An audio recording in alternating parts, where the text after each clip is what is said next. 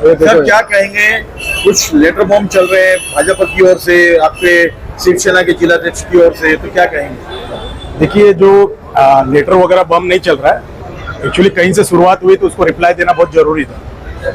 तो जैसे कि एलिगेशंस आ रहे थे, सब कुछ उनकी तरफ से भी हुआ, हमारे तरफ से भी हुआ, लेकिन हमारे आदरणीय मंत्री प्रताप सरनाईक साहब ने कहा कि शिव सैनिक स्टाइल में अभी जवाब नहीं देना है, इनका जवाब हम लेटर से देंगे कानून पे, क्योंकि इनको कानून व्यवस्था पे बहुत भरोसा है। तो उन्होंने कहा एक लेटर दे दीजिए, और हम लेटर ले जाके उनको देना चालू किए कि ये विषय नहीं बढ़े। लेटर में उन्होंने न घर पे रिसीव किया, हमने सुबह जाके अपने आदमी को भेजा लेटर लेने के लिए, उन्होंने नहीं लिया, उन्होंने कहा प्रोसीजर फॉलो करो। फिर हमने उनको आरपीडी किया, पोस्ट किया, और उसके बाद उस ईमेल किया, और उनको हमने 10 करोड़ का मानहानि का दावा किया है। हाँ, अगर वो अपोलाइज कर लेते हैं इस चीज़ों को कि नहीं भाई हमसे गलती हो गई, क्योंकि उनके पास कोई पुरावा नहीं था। और जहाँ तक मैंने न्यूज़ देखा, न्यूज़ में भी वो बोल रहे हैं कि हमारे पास कुछ नई चीज़ें हैं, हम देंगे। बिना कुछ चीज़ें होते हुए वो कैसे पब्लिक प्लेस में या कैसे कोई चीज़ें वायरल कर सकते हैं?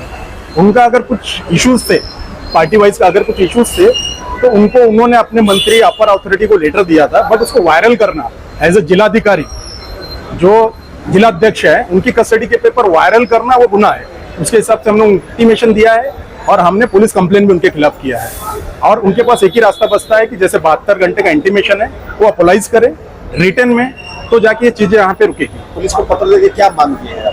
पुलिस को पत्र देके हमने 352(1) और 352(1)B में FIR दाखिल करने के लिए कहा है, क्योंकि उसके अंदर किसी भी स्टेट के खिलाफ, अभी हमारे आदरणीय मंत्री साहब महाराष्ट्र की प्रतिष्ठा है, उनके खिलाफ कुछ भी वायरल करना, कुछ भी बोलना बिना एविडेंस के कोई गुनाह है।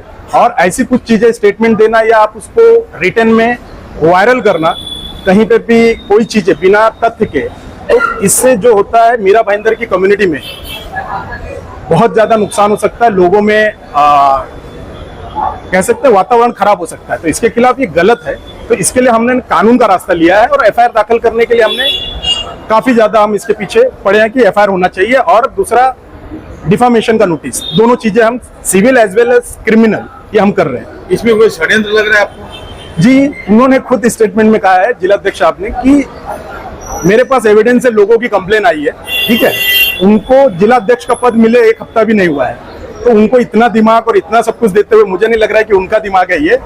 तो वो जो अपने वरिष्ठ के हिसाब से वो जो चीजें कर रहे हैं, वो किसी के कहने पे कर रहे हैं, उनको कोई चीजों का आइडिया नहीं है, उनके पास कोई एविडेंस नहीं है, कोई कुछ नहीं है। तो मेरा ये कहना है कि अपोलाइज करें और चीजों को यहाँ पे खत्म करें।